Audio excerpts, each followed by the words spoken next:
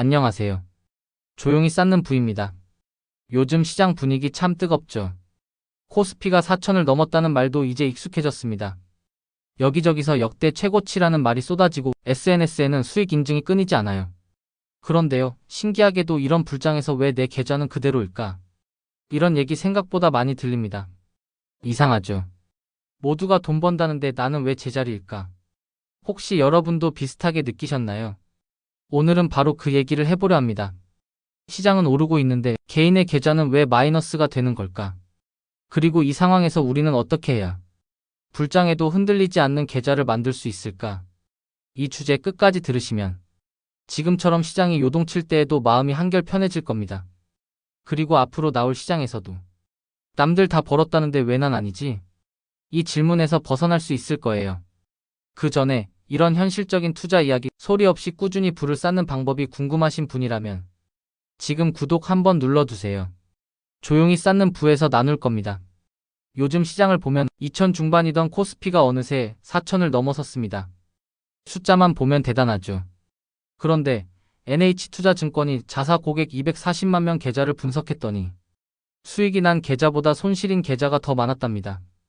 비율로 따지면 54.6%. 즉 절반이 넘는 개인이 마이너스였어요. 평균 손실금은 930만 원. 시장 전체가 불타는데 절반이 잃었다는 건 그 안에서 뭔가 다른 일이 벌어지고 있다는 뜻이겠죠. 이건 단순히 운이 나빴다로 설명할 수 없는 구조입니다. 왜 이런 일이 생길까요? 먼저 시장과 계좌는 다릅니다. 지수는 전체 기업의 평균적인 흐름이고 내 계좌는 내가 선택한 일부 종목의 결과입니다.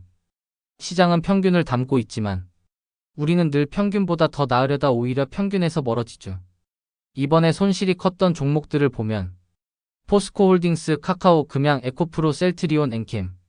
어디서 많이 본 이름들이죠. 공통점이 있습니다. 한때 인기주였던 종목들입니다. 뉴스에 자주 등장했고 사람들이 많이 얘기하던 종목들. 그런데 지금은 그 기대가 꺼졌어요. 그리고 그 자리에 내 계좌 왜 이래가 남았죠. 반대로 수익이 난 계좌들은 대부분 단순했습니다. 삼성전자, SK하이닉스 혹은 S&P 500을 추종하는 ETF. 이게 전부예요. 거창한 종목 분석이나 테마 선정이 아니라 그냥 시장을 통째로 들고 있었던 사람들이었습니다.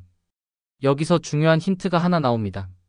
요즘 시장에서는 정답을 맞힌 사람보다 정답에서 멀리 가지 않은 사람이 이겼다는 거죠. 투자에서 중요한 건 예측이 아니라 거리입니다. 시장과 너무 멀리 가지 않기. 그게 살아남는 길이에요. 하지만 현실에서는 쉽지 않죠. 불장이라는 말이 나올 때 사람 마음은 늘 비슷하게 움직입니다. 이번엔 놓치면 안 된다. 이번엔 진짜 간다. 이번엔 달라. 이 세 문장만 보면 10년 전에도 똑같았을 겁니다. 그래서 올라가는 종목을 보면 따라 들어가고 내 계좌가 조용하면 불안해집니다.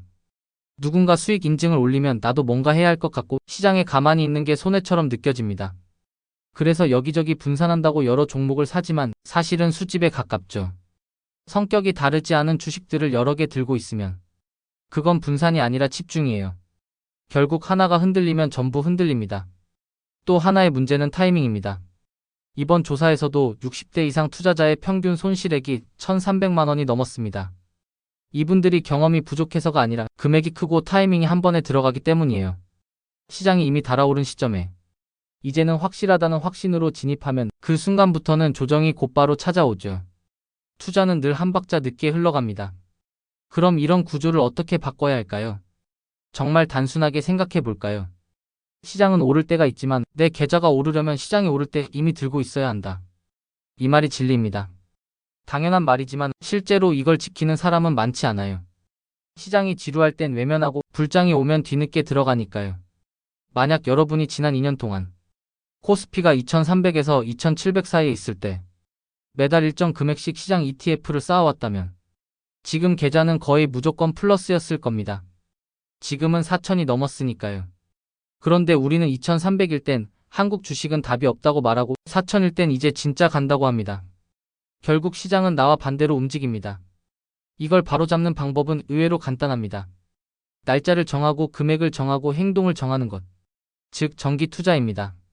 감정을 완전히 빼고 시스템으로 바꿔버리면 시장과 나의 타이밍이 결국 평균으로 맞춰집니다. 타이밍은 맞추는 게 아니라 평균을 만드는 겁니다. 재미있는 포인트 하나 더 볼까요? 이번 조사에서 미성년자와 20대의 손실률이 가장 낮았다고 합니다. 왜일까요? 이분들이 특별히 투자 공부를 더 해서일까요? 아니요. 금액이 작았고 급하지 않았기 때문이에요. 즉, 기다릴 수 있었다는 뜻입니다. 투자에서 진짜 실력은 수익률보다 기다림의 길이에서 드러납니다. 반면 40에서 50대는 경험이 많을수록 시장을 이기려 듭니다. 공부하고 분석하고 판단하지만 그 과정에서 더 자주 움직이게 되고 움직일수록 타이밍이 중요해집니다. 타이밍은 실력이 아니라 확률이니까. 결국 실망할 확률이 커지죠. 그래서 시장에서 꾸준히 살아남는 사람들의 공통점은 잘 몰라도 시스템을 만들어 놓는다는 겁니다. ETF를 정해두고 정기적으로 자동이체처럼 투자하고 그 이상은 건드리지 않아요. 이게 조용히 쌓는 부의 핵심입니다. 또 하나 짚고 넘어갈 부분이 있습니다. 시장 대표주를 얼마나 담고 있느냐. 삼성전자, SK하이닉스 같은 종목이 이번에도 계좌 수익의 대부분을 차지했죠. 그건 단순히 주가가 올랐기 때문이 아니라 이 기업들이 시장 그 자체를 대표하기 때문이에요. 즉, 시장이 오르면 이들도 오르고 시장이 흔들리면 같이 흔들리지만 장기적으로는 시장의 방향과 일치합니다. 이런 종목을 꾸준히 모으는 게 결국 시장 수익을 따라가는 길입니다. 반면 테마주는 다릅니다. 그때그때 시장보다 빨리 오르지만 언젠가 꺼집니다. 시장은 순환하지만 테마는 유행이에요. 유행은 반복되지 않아도 시장은 돌아옵니다. 그래서 결국 시장을 들고 있던 사람이 웃습니다. 혹시 지금 계좌가 마이너스라면 너무 자책하지 마세요. 이번에도 절반이 그렇습니다. 하지만 그걸 통해 배울 수 있다면 이제부턴 같은 실수를 반복하지 않게 됩니다. 다시는 고점에 몰려가지 않겠다. 시장을 이기려 하지 않겠다. 내가 할 일은 평균을 만들어가는 것이다. 이 세 문장만 붙잡아도 충분합니다. 앞으로는 이렇게 해보세요. 이번 달부터 새로 들어올 돈이 있다면 그 돈으로 시장형 ETF를 한 종목 정해서 사세요. 타이거 S&P 500이든 코덱스 코스피 200이든 상관없습니다. 중요한 건 한 종목이 아니라 습관이에요. 매달 같은 날, 같은 금액, 같은 행동으로 쌓아가는 겁니다. 이게 바로 시간을 내 편으로 만드는 투자입니다. 불장은 놓쳐도 괜찮습니다. 왜냐면 다음 불장이 올 때 우리는 이미 시장 안에 있을 테니까요. 사람들이 시장을 두려워하는 이유는 언제 오르고 언제 떨어질지 모르기 때문입니다. 하지만 그건 사실 나는 시장 밖에 있기 때문이에요. 시장 안에 있으면 떨어져도 덜 두렵습니다. 왜냐면 내 계좌가 시장의 일부니까요. 떨어질 때마다 더 살 수 있고 오를 때마다 그대로 수익이 쌓이죠. 이게 진짜 복리의 구조입니다. 한 번의 상승이 아니라 계속되는 상승에 참여하는 것. 그걸 위해 필요한 건 타이밍이 아니라 습관입니다. 이번 기사에서 한 가지 더 눈에 띈 부분이 있습니다.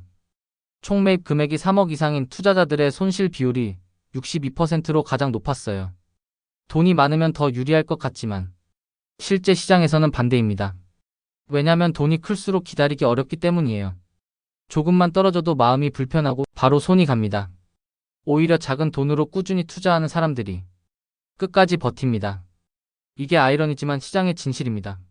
그래서 나는 아직 자본이 적어서 불리하다는 생각 지금부터 버리셔야 합니다. 작은 금액이라도 꾸준히 기게.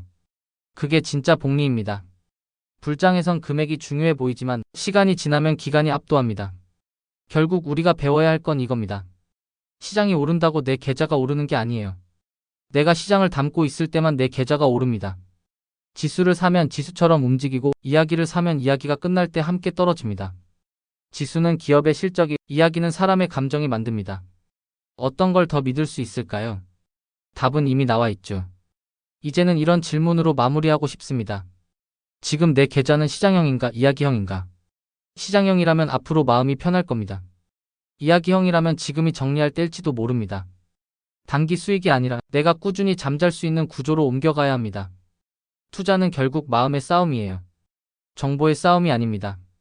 그래서 조용히 쌓는 부가 말하는 복리는 단순히 돈의 복리가 아니라 마음의 복리입니다.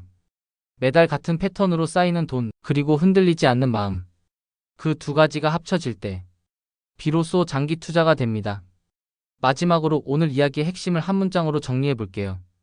불장에도 절반이 손실이었다는 건 시장이 문제인 게 아니라 투자 방식이 문제였다는 뜻이다. 이걸 바꾸는 순간 당신의 투자 여정은 완전히 달라집니다. 시장과 싸우지 마세요. 시장을 소유하세요. 예측하지 말고 참여하세요. 조급함 대신 습관을 남기세요. 그게 우리가 조용히 쌓는 부의 길입니다. 조용히 쌓는 부, 마음이 편안해지는 투자 이야기. 이 영상이 도움이 되셨다면 구독과 좋아요로 함께 해주세요. 여러분의 투자 여정에 작은 힘이 되겠습니다. 오늘 내용은 정보 전달을 위한 일반적인 내용입니다. 최종 판단과 책임은 투자자 본인에게 있습니다. 오늘도 조용히 쌓는 부와 함께 해주셔서 고맙습니다.